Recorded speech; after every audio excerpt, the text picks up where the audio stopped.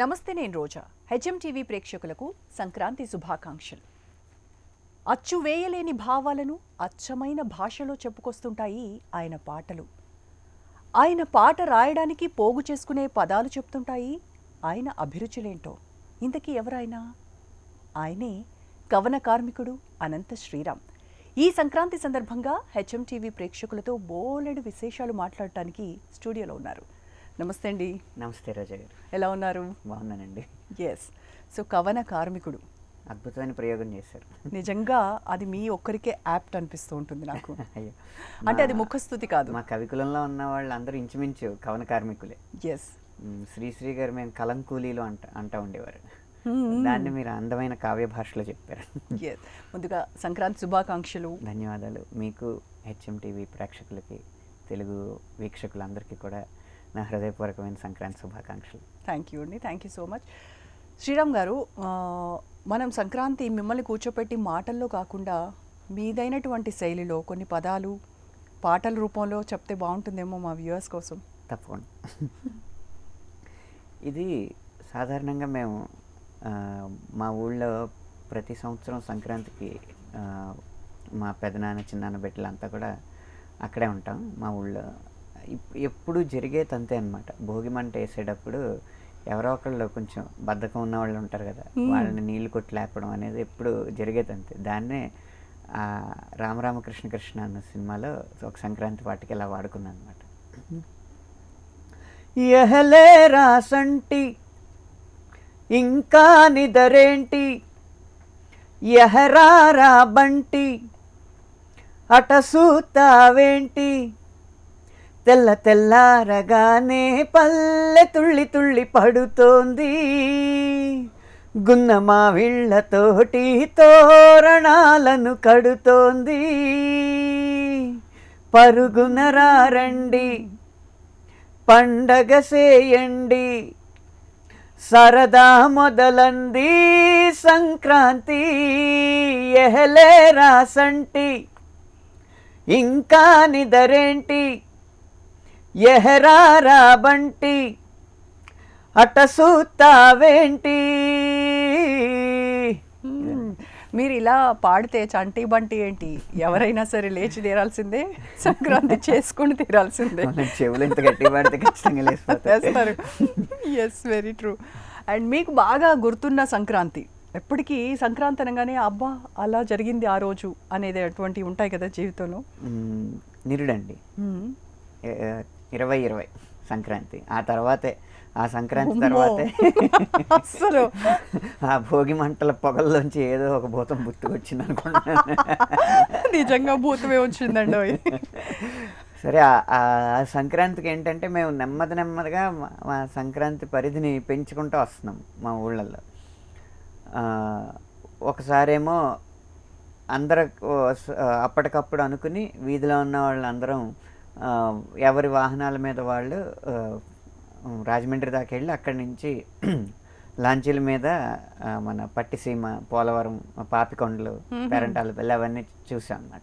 ఇదేదో కలిసి చేసుకుంటుంటే బాగుందని చెప్పి తర్వాత సంవత్సరం ఏం చేసామంటే, సంక్రాంతికి అందరూ ఇంటికి వస్తారు, అల్లుళ్ళు వస్తారు, కొడుకులు వస్తారు, కూతుళ్ళు వస్తారు, ఆడబడుచులు వస్తారు.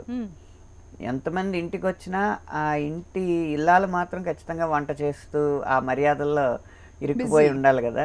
ఇలా వద్దు అని చెప్పి అప్పుడు ఏమనుకున్నామంటే, ఒక్కరోజైనా వీళ్ళకి సెలవు ఇవ్వాలి అని మా అన్నదమ్ముల బిడ్డలంతా కలిసి అక్కడ మాట్లాడుకుని ఒక రోజంతా ఒక పందిరేసి ఒక వంటవారిని మాట్లాడి ఆడ మగ అంతా కూడా ఆ పందిరిలో కలిసి తినేలాగా చేసాం అన్నమాట. సూపర్. ఇది బాగుందని చెప్పి 2020లో ఏం చేసామంటే 3 రోజులు 3 పూట్ల ఆడవాళ్ళకి సెలవు ఓకే అని చెప్పి, అలాగే ఆ పందిరే కొంచెం పెద్ద స్థాయిలో వేసి పక్కన భోజనాలకి పెద్దవాళ్ళు నుంచుని తినలేక పెద్దవాళ్ళకి బంతులు వేసి, ఓ పక్కేమో సరదాగా కౌరులు చెప్పుకోవడానికి రౌండ్ టేబుల్స్ వేసి అలా చేసుకున్నాం అనమాట. అంత బాగా జరిగింది. 3 రోజులు కూడా 3 పూట్ల కూడా రుచులు బాగా కుదిరినాయి. ఎందుకంటే అభిరుచులు కుదిరినాయి కాబట్టి రుచులు అలా కుదిరిపోయినాయి అనమాట. అంత బాగా చేసుకున్నాం. ఈసారి మాత్రం ఈ కోవిడ్ నియమాల దృష్ట్యా చేసుకోవట్లేదు అనమాట. ఓకే. దూరం దూరంగా కలుస్తా ఉంటాం. వాటిని జ్ఞాపకాలు గుర్తు చేసుకున్నా చాలు. మళ్ళీ 2022 నుంచి ఖచ్చితంగా మళ్ళీ ఫాలో అవుతారు. ఫాలో అవుతాం. అందుకని మా సంక్రాంతి కోడి పందాలు గుండాటల సంక్రాంతి కాదు, మాది కోడళ్ళు అల్లుళ్ళతో కబుర్లు చెప్పుకునే సంక్రాంతి. అందుకే ఇంకేం కావాలి అని ఇప్పుడు నేను పాడాలి కదా. వండర్ఫుల్ అండి. చెప్తుంటేనే నేను కోడలు ఒక ఇంటి కూతురే కాబట్టి మీరు పాడచ్చు, తప్పలేదు. అందుకే ఇంకేం కావాలి నిజంగా కదా. అందరి అభిరుచులు కలిసిన మనుషులందరూ ఒక చోట చేరితే అదే ఒక పెద్ద రుచి కదా. ఇంకా దాన్ని మీరు ఆస్వాదించారు కాబట్టి ఇప్పుడు అలాంటిది సినిమాల్లో చూస్తాం మామూలుగా. సినిమాలో కూడా ఇప్పుడు మీరు చెప్పిన సీన్ ఎక్కడ కనబడలేదు, నిజ జీవితంలో చూపించారు మాకు. అంటే ఏ సినిమాలో చూసి ఆ సీన్ అక్కడ కాపీ కొట్టలేదు కదా. అదే అందుకే ఇప్పుడు మీరు విన్న తర్వాత ఎవరైనా కాపీ కొట్టుకుంటారేమో సినిమాల్లో. ఎస్. సో సినిమా సంక్రాంతి ఎట్లా ఉంది? సినిమా సంక్రాంతి ఇప్పుడు ఒక విచిత్రమైన పాటతో ఈసారి సినిమా సంక్రాంతిని మొదలు పెడుతున్నాం. మాస్టర్ సినిమాలో Let me sing a chitty story, pay attention, listen to me అన్న పాట. ఆ పాట విచిత్రం ఏంటంటే ఇప్పటి వరకు ఎక్కువ తెలుగు పాటలు తెలుగులో రాయడానికి నేను ప్రయత్నించాను. సందర్భానుసారం రాయాల్సి వస్తే తెలుగు పాటలో అక్కడక్కడ ఇంగ్లీష్ పదాలు వేశాను. ఈ పాట ప్రత్యేకత ఏంటంటే ఇంగ్లీష్ పాటలో అక్కడక్కడ తెలుగు పదాలు. అవును కదా, ఎందుకని అలాగా? అది మూలం అలా ఉంది కాబట్టి. మూలం అంటే స్కూల్లో చదువుతున్న పిల్లలకి ఆ చిన్న చిన్న ఇంగ్లీష్ పదాలతో జీవిత సారాన్ని చెప్పే సందర్భం కాబట్టి తప్పని పరిస్థితుల్లో మీరు ఇంగ్లీష్ పదాలు పెట్టాల్సి వచ్చింది. నార్మల్గా అనంత శ్రీరామ్ అనగానే ఒక పాటలో ఒక ఇంగ్లీష్ పదం పెట్టాలి అని అంటే నిజంగా అది జొప్పించడమేనేమో అని అనిపిస్తూ ఉంటుంది. ఎవరి ఇంట్రెస్ట్ మేరకు ఏమో పెట్టడం, జొప్పించడం కాదండి, జొప్పించేలా పదాలు పెట్టకూడదని నా ఉద్దేశం అనమాట. ఇప్పుడు నేను కంట్రీ అన్న సినిమాలో రాసిన పాట, I go crazy looking at you Mera Dil is breaking, ఆ పాట ఉంటుంది. దానికి ఫ్యూజన్ లాగా చేశారు మణిశర్మ గారి ట్యూన్. అంటే ఒకటి పాశ్చాత్య సంగీత ధోరణిలో వస్తుంది, ఒకటి భారతీయ సంగీత ధోరణిలో వస్తుంది. ఒక line, I go crazy looking at you Mera Dil is breaking ఔరా ఔరా ఓదర రా రా రా నరవర. అలా కొంచెం సంస్కృత పదాలు మిళితమైన తెలుగు, అటేమో ఇంగ్లీషు, హిందీ కూడా. అలా ఉన్నప్పుడు చెయ్యొచ్చు. అంతేగాని గేర్ అన్న పదాన్ని గేరు, బీట్ అన్న పదాన్ని బీటు, బైక్ అన్న పదాన్ని బైకు అని చెప్పేలా వాడడం ఎక్కువగా ఇష్టం ఉండదు. జొప్పించడం అనే పదాన్ని నేను ఎందుకు వాడాను అని అంటే, ఎవరో మ్యూజిక్ డైరెక్టర్ ఇంట్రెస్ట్ మేరకు, ఆ సందర్భం ఎక్స్ప్లెయిన్ చేసిన డైరెక్టర్ ఇంట్రెస్ట్ మేరకు ఇలా నాకు ఇది కావాలి అని అంటే డిమాండ్ చేయడము, మీకు మనసు రాకపోయినా కూడా ఇక్కడ ఉండాల్సిందే అని కొన్నిసార్లు సందర్భాల్లో పెట్టి ఉండొచ్చు. అందుకోసం నేను ఇప్పుడు మీకు వస్త్రధారణ గురించి తెలుసు కదా. ఇప్పుడు పెళ్ళి సీన్ తీయాలంటే ఖచ్చితంగా పెళ్లిలో జరీ పట్టు చీరలతో ఉన్న అందమైన మగవుల్ని చూపిస్తూ ఉంటేనే అది అందంగా ఉంటుంది. అలా పబ్లో ఆ పట్టు చీరలు కట్టుకెళ్తే బాగుంది ఉంటుంది. కాబట్టి పదాలు కూడా సందర్భానికి సన్నివేశం తగ్గట్టే వేయాలి, కాకపోతే దాంట్లో రాజీ ఉండకూడదు, అది నా ఉద్దేశం. అలా రాజీ పడిన సందర్భాలు ఉన్నాయా అనంత శ్రీరామ్కు? ఒక 2-3 సంవత్సరాలు మొదటి కెరీర్ మొదట్లో ఉండేది, తర్వాత అవసరం రాలేకపోయింది. అంతే, రాజీ పడలేదు, ఇంకా పడను అని కూడా అర్థమైపోయి ఉంటుంది జనాలకి అండ్ మీతో వర్క్ చేసిన వాళ్ళకి కూడా. అంటే మంచి మంచి మనసున్న దర్శకులు అందరూ పరిచయం అవడం, వారు నాతో పని కొనసాగించడం వల్ల అర్థమైపోయింది. కొన్ని ఇయర్స్ బ్యాక్ వెళ్దాం శ్రీరామ్. మనం బీటెక్ చదివే ఒక కుర్రాడు చక్కగా కంప్లీట్ చేసుకొని ఏదో ఒక సాఫ్ట్వేర్ కంపెనీలో ఒక మంచి ప్యాకేజ్తో సెటిల్ అవ్వాల్సిన ఆ అబ్బాయి సడన్గా ఫైనల్ ఇయర్లోనే ఇది కాదు నా జీవితం అని వదిలేసి మీదైన శైలిలో మీదైన ఒక జీవితాన్ని వెతుక్కుంటూ ఈ బాట పట్టారు కదా. అప్పుడు ఎవరి సపోర్ట్ ఉండింది మీకు? అసలు ఇటు రావడానికి మేజర్గా రీజన్ ఏంటి మీకు? నేను వెళ్ళాల్సింది డబ్బుల కోసం సాఫ్ట్వేర్లోనో కాదు, ఉండాల్సింది చేరిన సివిల్ ఇంజనీరింగ్లో కాదు. నా ఆసక్తి ఏం చెబుతుంది అది విందాం అనుకున్నాను. అప్పుడు నాకు సపోర్ట్గా ఎవరు నిలిచారంటే ముందు నేను నాకు సపోర్ట్గా నిలిచాను. అందులో సందేహం లేదు. ఏ సందేహం లేకుండా మానాలి అనుకున్నప్పుడు ఇంట్లో కానీ సమాజంలో కానీ నేను మానుతాను అనే ధైర్యంగా చెప్పి మానేసి వచ్చాను. హ్మ్. సివిల్ ఇంజనీరింగ్ చేస్తుంటే భవన కార్మికుల మధ్యలో ఉండేవాడిని. కవన కవన కార్మికుడు అయ్యేవాళ్ళు కార్మికుడిగా కాదు. ఇలా అది వదిలేను కాబట్టి కవన కార్మికుడిగా ఇలా ఉన్నాను. Super super. దీనికి అంటే పేరెంట్స్ సపోర్ట్ కూడా చాలా అవసరం ఉంటుంది. అంటే నేను నా ఇంట్రెస్ట్లు ఏంటి అనేది నాకు తెలుస్తుంది. దానికి సపోర్ట్ చేయాల్సిన బాధ్యత పేరెంట్స్ పైన కూడా ఉంటుంది. కానీ ఎంతమంది పేరెంట్స్ దాన్ని యాక్సెప్ట్ చేస్తున్నారు? వచ్చేసి జనబాహుళ్యంలో ప్రాచుర్యం పొందిన పాటను పాడడం అంటే ఒక కాస్త ప్రాక్టీస్ చేసి తయారు చేసిన బిర్యానీని శ్రోతలకు వడ్డించడం. కొత్త సినిమా పాట పాడడం ఏంటంటే వంటింట్లో రికార్డింగ్ థియేటర్ అన్న వంటింట్లో నిన్ను పెడితే నీ దగ్గర సాహిత్యం అనే అన్నం, బాణి అనే ఆ, బాణి అనే కూరగాయల మసాలా గుజ్జు, దినుసులు, మసాలా whatever. దినుసులు, బాణి, అలాగే సన్నివేశం అనే పొయ్య, ఇవన్నీ ఉంటే వాటిని తీసుకుని ఏది ఎంత పాలలో వేసి వండాలో వండి అప్పుడు వడ్డిస్తే అది టాలెంట్. ప్లేబ్యాక్ సింగింగ్ అవుతుంది. ఈ రెండింటికి నక్కకి నాగలోగానికి ఉన్నంత దూరం ఉంది. కాకపోతే రెండు ఒకే రంగులో ఉంటాయి కాబట్టి వీళ్ళనే సింగరే అంటారు, వాళ్ళనే సింగరే అంటారు. ఆ రెండు పడవల మీద ప్రయాణించగలగడం మొదటి నుంచి చిన్నప్పటి నుంచి నేర్పాలి సింగర్కి. అంత తర్ఫీదు ఇప్పించి సినిమాల్లోకి పంపాలి. కానీ ఊరికే సినిమా రంగాన్ని ఏదో మనకి ఒక ట్రయల్ అండ్ ఎర్రర్ లాగా చూడకూడదు, ట్రై యువర్ లెవెల్ బెస్ట్ లాగానే చూడాలి. ఇప్పుడున్న రియాలిటీ షోస్ వల్ల అసలు సింగర్స్కి ఎంతవరకు అది ప్లస్ అవుతుందంటారు? ఒక రకంగా ఆర్థికంగా అది ప్లస్ అండి, హార్దికంగా మైనస్. కారణం ఏంటంటే ఒకప్పుడు బాగా పాడగలిగే అద్భుతమైన గాయకులకు కూడా ఇలా తమ ప్రజ్ఞని ప్రదర్శించే వేదిక వచ్చేది కాదు. ఎప్పుడో ఒక సంగీత దర్శకుడికి ఆ గొంతు నచ్చితే మంచి పాట సినిమాలో ఇస్తే పాడి ఈవిడ బాగా పాడుతుంది, ఈయన బాగా పాడతాడు అని అనుకునేవారు. ఇప్పుడు ఆ వేదికలు వచ్చేసినాయి. కాకపోతే ఆ వేదికల కంటే ముందు ఏమవుతుందంటే అవకాశాలు వచ్చేస్తున్నాయి అన్నమాట. ఒక ప్రాచుర్యం పొందిన తర్వాత ఎవరికైనా పాడించాలని ఉంటుంది కదా, ఆ ఎవరికి పాడించాలని ఉండాలి? దర్శకులకో సంగీత దర్శకులకో పాడించాలని ఉండాలి. కానీ ఎవరికి పాడించాలని ఉంటుంది? ఈవెంట్ మేనేజర్స్కి వీళ్ళ చేత ఈవెంట్లో పాడించాలి, పాపులర్ అయ్యాడు కాబట్టి టీవీలో ఈ ఈవెంట్స్లో పాడిస్తే మనకి బ్రాండ్ వాల్యూ పెరుగుతుంది అనుకుంటా. ఆ విధంగా డబ్బులు వస్తాయి. కానీ ఆ గాయకుడి వల్ల ఒక్క కొత్త పాట కూడా జనబాహుళ్యంలో ప్రచారం పొందదు. ఒక గాయకుడి పరమధర్మం ఏంటి? ఒక రచయిత రాసిన పాటని, ఒక సంగీత దర్శకుడు స్వరపరిచిన పాటని తన గొంతు ద్వారా సినిమా అనే ఒక పెద్ద మాధ్యమంలో ప్రదర్శించి దాన్ని కోటాను కోట్ల మందికి చేరిపోయేలాగా చేయగలగాలి. అది గాయకుడికి పరమార్థం.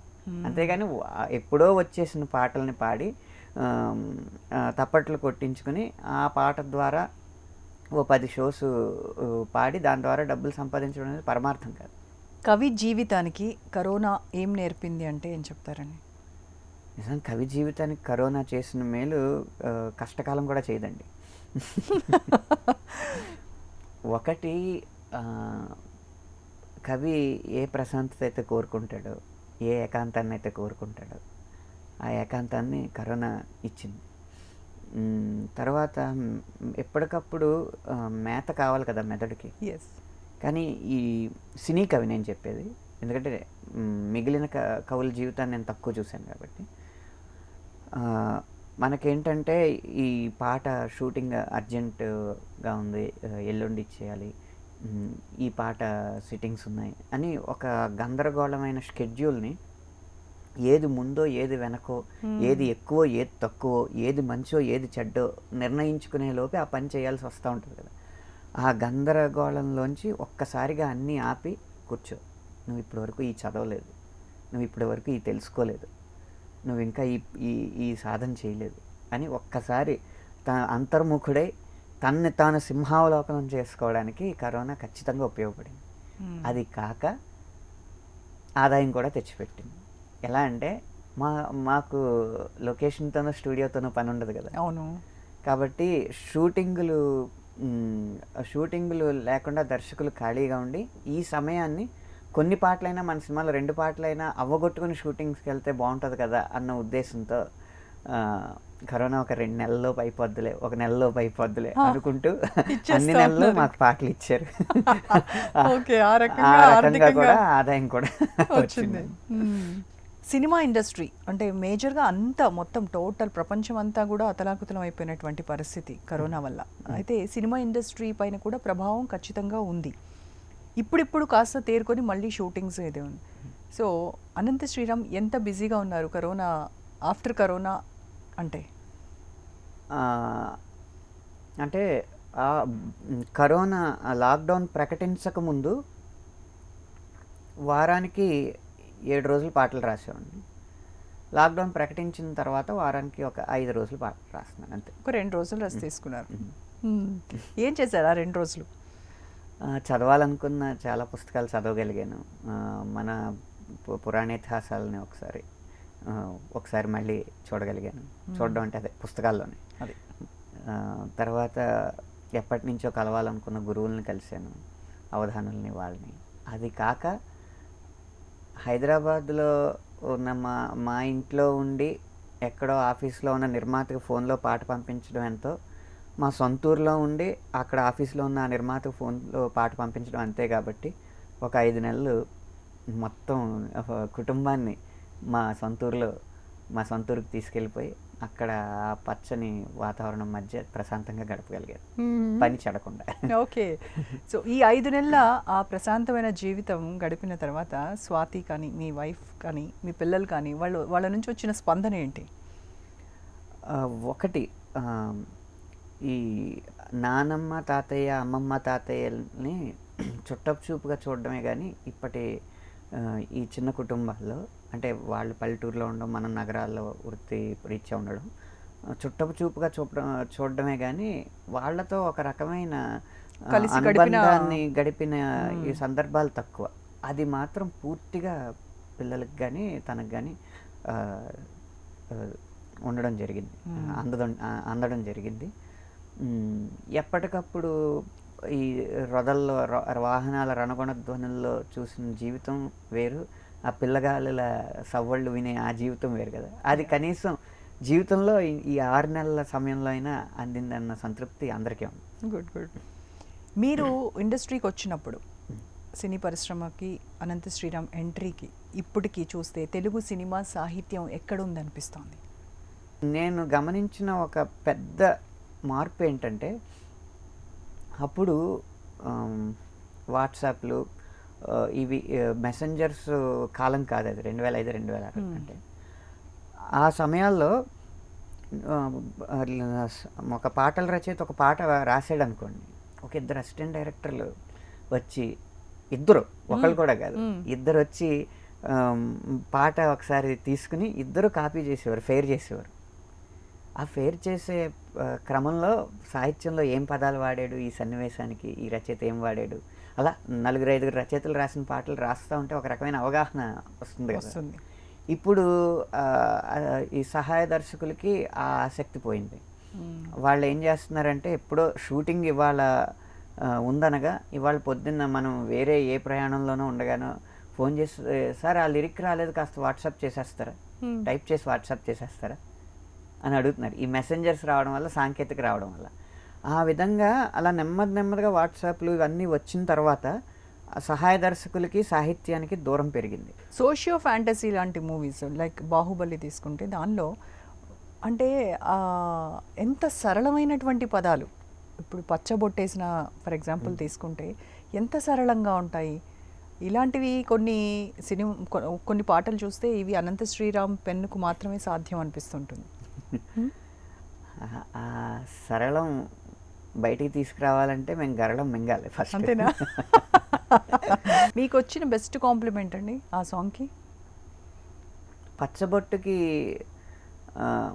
వచ్చిన బెస్ట్ కాంప్లిమెంట్ ఏంటంటే, ఆయన ఒక అజ్ఞాత అభిమాని వాట్సాప్లో పంపారు. ఆయన ఎవరో కూడా తెలియదు. మీరు గుండె మీద వేసారండి పచ్చబొట్టు, చెవుల మీద కాదన్న. ఓకే, నిజమే కదా, కరెక్ట్. ఓకే. అండ్ కొన్ని ఇప్పుడు అజ్ఞాత అభిమాని అన్నారు. ఆయన ఆ అభిమాని అజ్ఞాతంలో ఉన్నారేమో, కానీ ఆయన ఇచ్చిన ఆ చిన్న కాంప్లిమెంట్ ఉంది చూసారా, అది ఎప్పటికీ జీవితాంతం గుర్తుండిపోతుంటుంది. ఇంతటి అభిమానుల్ని సంపాదించుకున్న అనంత శ్రీరామ్కి ఒకసారి వెనక్కి తిరిగి చూసుకుంటే ఏమనిపిస్తూ ఉంటుంది? వెనక్కి తిరిగి చూసుకుంటే మాత్రం మనం కొత్తని పుట్టించలేమండి. కాకపోతే వెనక్కి తిరిగి చూసుకుంటే మాత్రం అనిపించింది ఏంటంటే, నా తాహతకి నా తాహత కంటే ఎక్కువ గౌరవం, నా అర్హత కంటే ఎక్కువ సంపాదన వచ్చిందని అనిపిస్తుంది. అసలు తాను నేను ఆ సాంగ్ వింటుంటే అందులోని పదాలు అమ్మ బాబోయ్, అంటే ఒక్కొక్క దానికి మనం ఎప్పుడో విన్నటువంటి పదాలే, అంత అందంగా ఆ కూర్పు చాలా చక్కగా అన్నమాట. తాను నేను పాట వచ్చేసరికి అది తమిళనాడులో 1000 సంవత్సరాల క్రితం ఉన్న ఒక కవితా సంకలనంలోంచి తీసుకుని దాన్ని బాణీ కట్టారు రెహమాన్ గారు. కాబట్టి అది కావ్య గౌరవం ఉంటుంది ఆ భాషకి. నేను అలాంటి భాష ఇక్కడ ఎలా వాడాలి అని అనుకున్నప్పుడు అచ్చ తెలుగు వాడితే ఎవరికి అర్థం కాదు, గ్రాంధికమైన భాష వాడితే ఆ ప్రేమ సన్నివేశానికి ఆ పాత్రకి ఔచిత్యం ఉండదు అనిపించి తేట తెలుగు వాడదాం అనుకున్నాను. అంటే తేట తెలుగు అంటే మనకి కృష్ణ శాస్త్రి గారు వీళ్ళందరూ ఇవన్నీ అలా అది ఎంచుకున్నాను. అయితే నేను తేట తెలుగు వాడైనా, అచ్చ తెలుగు వాడైనా, లేకపోతే గ్రాంధిక ఆంధ్ర భాష వాడైనా అనేది గౌతమ్ మేనన్ గారికి అనవసరం, బాగుందా లేదా అంటే. తాను నేను ప్రజాబాహుళ్యంలో ప్రాచుర్యం పొందింది, అంటే శ్రోతలను మెప్పించింది అనేది నిర్వివాదాంశమే కదా. మెప్పించే పాట రాయడం కంటే కూడా ఇక్కడ వారిని ఒప్పించే పాట రాయడం చాలా కష్టం. Very true. నొప్పించాల్సి వస్తూ ఉంటుంది అనమాట. అలా అదే పెట్టాలి అని నొప్పించాల్సి వస్తూ ఉంటుంది. ఫైనల్గా ఒప్పుకుంటారు తెలిసిన తర్వాత. ఓకే, ఒకసారి ఆ సాంగ్. తాను నేను మొయిలు మిన్ను, తాను నేను కలువా కొలను, తాను నేను పైరు చేను, తాను నేను వేరు మాను. 6వ ఏట మొట్టమొదటి పాట రాశారట, నిజమేనా? 6వ ఏట మొట్టమొదటి కవిత రాశాను. కవితరా? ఓకే. 6వ తరగతిలో మొట్టమొదటి పాట రాశాను. ఏంటో ఈ 6 అచ్చొచ్చిన 6 కవిత గుర్తుందా? 6వ ఏట రాసిన కవిత అపరిపక్వంగా ఉంటుందండి. అదేంటంటే మా నేను నాన్నగారు కవిని కాదన్న వాడిని ఆ రేంజ్లో ఉంటుందా? ఆడు కొడతాడు వచ్చి నన్ను కవి అంటే. అప్పుడు నేను కవినని చెప్తే ఆడొచ్చి కొడతాడు అనమాట. కత్తెత్తుకొని వస్తాడు. అప్పుడు నూతన సంవత్సరం వస్తే ఏవో డైరీలు వస్తూ ఉండే అనమాట ఇంటికి. మా నాన్నగారు కాలేజ్ ప్రిన్సిపల్గా చేసి రిటైర్ అయ్యారు. ఆ పరిచయాల వల్ల బ్యాంక్ వాళ్ళు, లేకపోతే సహకార బ్యాంకుల వాళ్ళు, ఎవరో దేవస్థానం వాళ్ళు ఏదో డైరీలు ఇస్తూ ఉండేవారు. చాలా ఎక్కువగా ఉండే డైరీలు ఇంట్లో. ఒక డైరీ తీసుకుని ఏదో రాయాలని చెప్పి అప్పుడే అక్షరాలు దిద్దుతున్న రోజులు అనమాట. రామ, దేశం బలహీనమైనది, బలవంతులను పుట్టించరాదా, దేశాన్ని కాపాడరాదా. ఇదన్నమాట రాసిన కవిత. ఇది బంగాళా బాబో. అయితే నిజంగా బంగాళా బావుబావను లేకపోతే అరటికాయ ఆవావను అనుంటే మా ఇంట్లో మా నాన్నగారు కలం పక్కన పెట్టేసేవాళ్ళేమో, పక్కన పెట్టేసి కానీ క్లాప్స్ కొట్టుంటారు. బాగుంది అని చెప్పి కనీసం 4 పదాలు ఉండాలి, ఈ చివర 4 పదాల్లో చివరొచ్చే అక్షరం ఒకటే అయి ఉండాలి, అప్పుడు ప్రాస వస్తుందని చెప్పి మా నాన్నగారు అప్పుడు చెప్పారు. కాబట్టి దాన్ని అలా అలా నెమ్మదిగా నిర్మించుకుంటూ వచ్చాను. అది ఏదో సరదాగా అన్నాను, కానీ 6వ ఏట అంత చక్కగా దేశం గురించి ఇంకెవరినన్నా పుట్టించరాదా అని అడగడం, ఆ థింకింగ్ అద్భుతం కదా. పైగా ఆ సంకలనానికి ఓ పేరు పెట్టాను. మామూలుగా దేశభక్తి పద్యాలు అని ఉండేది, ఆ భక్తి కూడా తీసేసి దేశ పద్యాలు. అందుకే ఆ పద్యాల్లో ఎత్తులు లేవు, ప్రాసలు లేవు, గణాలు లేవు, ఛందస్సు లేదు, ఏమీ లేదు. కంద పద్యాలు విన్నాం కానీ దేశ పద్యాలు వినలేదు. వండర్ఫుల్. అండ్ 6వ తరగతి చదివేటప్పుడు రాసిన పాట ఎవరి కోసం రాశారు? అప్పుడు మా ఇంట్లో ఏదైనా చిన్న కష్టం వస్తే సాయిబాబాకి దండం పెట్టుకుంటే అది తీరిపోద్దని పెద్ద నమ్మకం ఉండేది ఆ రోజుల్లో. ఫస్ట్ ఏదైనా కష్టం వస్తే జీతాలు రాలేదనుకోండి 2 నెలలు, సాయిబాబా ఈసారి 2 నెలల జీతం వచ్చేస్తే 108 ప్రదక్షిణాలు చేసుకుంటా అని చెప్పి ఫస్ట్ 108 చేసేసి ఆ తర్వాత ఆ జీతాలు వచ్చిన తర్వాత మళ్ళీ 108 వాళ్ళు చేస్తుంటే వెనకాల తిరగడం అలా అలవాటు. అలా సాయిబాబాని ఎక్కించారు అప్పట్లో. అందుకని ఒక శివ భజన ఒకటి ఉంటే దాన్ని సాయిబాబా భజనలాగా మార్చారు తర్జుమానా అప్పుడే. అప్పుడే సాయి నామమే నా గానము, సాయి ధ్యానమే నా ప్రాణము, సాయి నామమే. అప్పుడు అనమాట. ఓకే, సాయి కరుణించాడు మీరు ఇలా రాయడం 6వ తరగతిలో నా కోసం. మొదట దేశభక్తి, తర్వాత సాయి దైవభక్తి. మొదట దేశభక్తి, తర్వాత దైవభక్తి, ఆ తర్వాత రక్తి. రక్తి, ఆ రక్తి ఇంకా అలాగా అలా రక్తి కట్టిస్తూ ఉన్నారనమాట.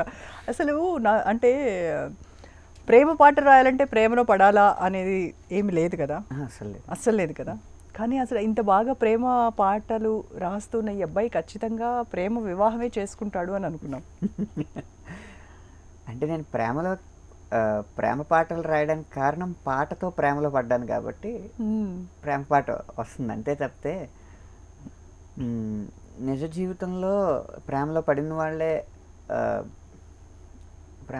వాళ్ళే గనక అందమైన కవులు అవుతారంటే సీతారాములు, రాధాకృష్ణులు వీళ్ళు కవులు అవ్వాలి. వ్యాసుడు, వాల్మీకి ఎందుకు అయ్యారు? లాజిక్. Yeah, okay.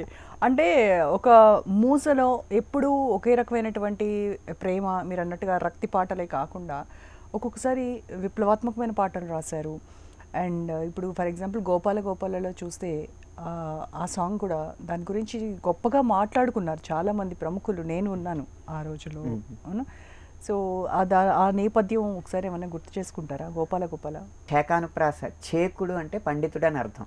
ఓకే, పండితుల్ని మెప్పించే ప్రాస కాబట్టి అది చేకానుప్రాస అని అంటారు దాన్ని. అది పెట్టేటప్పటికి అది చేకానుప్రాస యమకం అది దర్శకుడికి తెలియకపోయినా ఇది ఒక ప్రయోగం, ఇది స్ట్రైక్ అవుతుంది, నాకు క్లిక్ అవుతుంది, ఈ పల్లవి బాగుందని చెప్పాడు.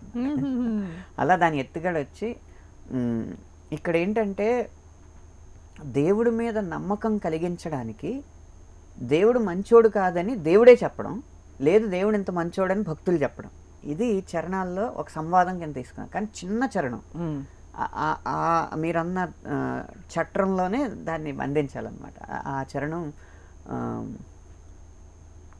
ఫస్ట్ పల్లవలో దూరంగా రంగా దొంగ దాకో ఇయ్యాలా, మంచి చెయ్యాలో చాలా చాలా అని, నువ్వెక్కడో ఉండకు వచ్చి మమ్మల్ని కాపాడన్న అర్థంలో భక్తులంటే, ఎవడో ఏలా ఇది నీ నేల, నువ్వు చేసే ప్రతి మంచి ఎదురై నిన్ను ఎగరేయదా అని. అంటే నీ కోసం ఎవడో ఎక్కడి నుంచో ఎందుకు రావడం, ఇది నీది, ఇక్కడ నువ్వు మంచి చేస్తావు, ఆ మంచి ఇక్కడే నీకు దొరుకుతుంది అని దేవుడు నేను వచ్చి రక్షిస్తాను అని అభయహస్తం ఇవ్వకుండా నీలో ఉన్న మంచిని నువ్వు రక్షించుకో అని చెప్పడం అనమాట. ఇప్పుడు ఉన్న హీరోస్లో ఎవరికైనా ఇంకా రాయకుండా వదిలేయబడిన హీరోలు ఎవరన్నా ఉన్నారా? మెరుపు అని ఒక సినిమా ప్రారంభమైంది రామ్ చరణ్ గారు సూపర్ గుడ్లో. ఆ సినిమాలో రాశాను దేవి గారి మ్యూజిక్. కాకపోతే అనివార్య కారణాల వల్ల పాట రికార్డ్ అయిన తర్వాత కూడా ఆ సినిమా ఆగిపోయింది అనమాట. ఓకే, అందుకని ఇంకా రామ్ చరణ్ గారికి రాయడం అవ్వలేదు. ఇప్పుడు సైరా సినిమాకి మీరు రాసిన పాట అందులో నుంచి తీసేయడానికి రీజన్ ఏంటి?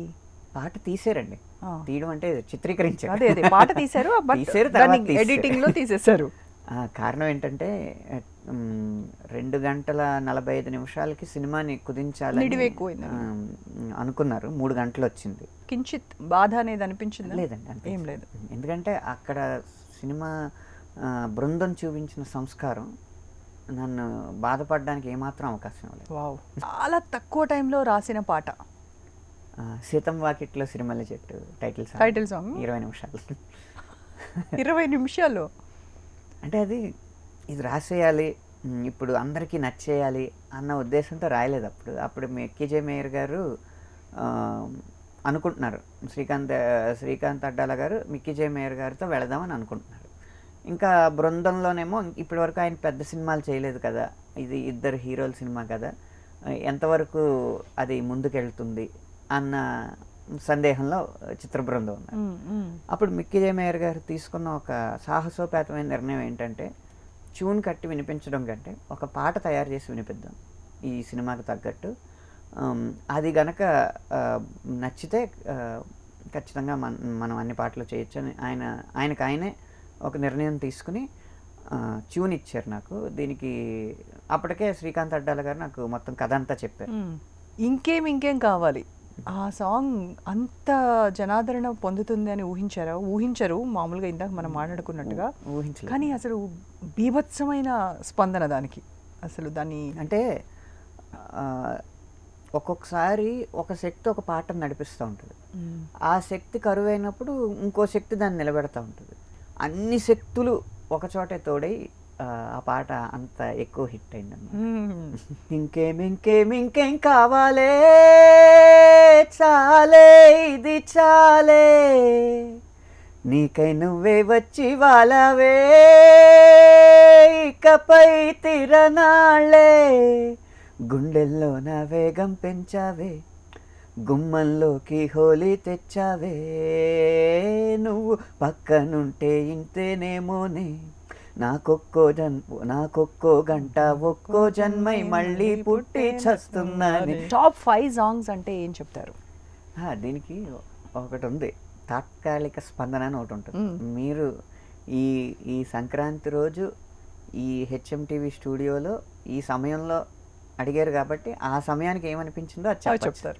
తర్వాత మళ్ళీ వేరే సందర్భంలో వేరే అడిగితే ఇది మారచ్చు, సిచ్యువేషనల్గా మారుతూ ఉంటుంది. ఇప్పుడున్న నా లోపలి రసాయనిక బౌద్ధిక స్పందనలు బట్టి ఇప్పుడు చెప్పమంటే ఎప్పటికీ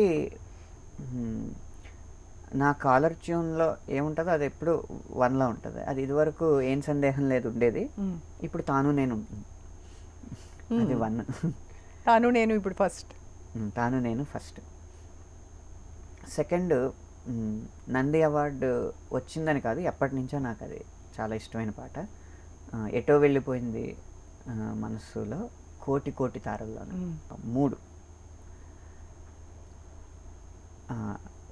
ఇది చిత్రం అంతగా ప్రజాదరణ పొందలేదు కానీ సంగమం అన్న సినిమా, రసూల్ ఎల్లూరు గారి దర్శకత్వం, కీరవాణి గారు సంగీతం, ఆయనే పాడారు.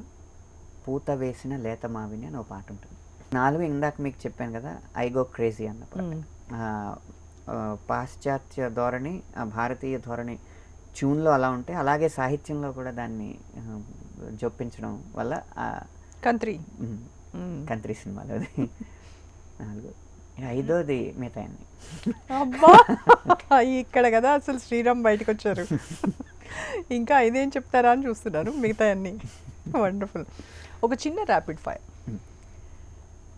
మీరు రాసినవి కాకుండా వేరే సినీ గేయ రచయితలు రాసిన పాటల్లో మీకు నచ్చిన పాట, ఆ రచయిత? మనసున మనసై శ్రీశ్రీ గారు.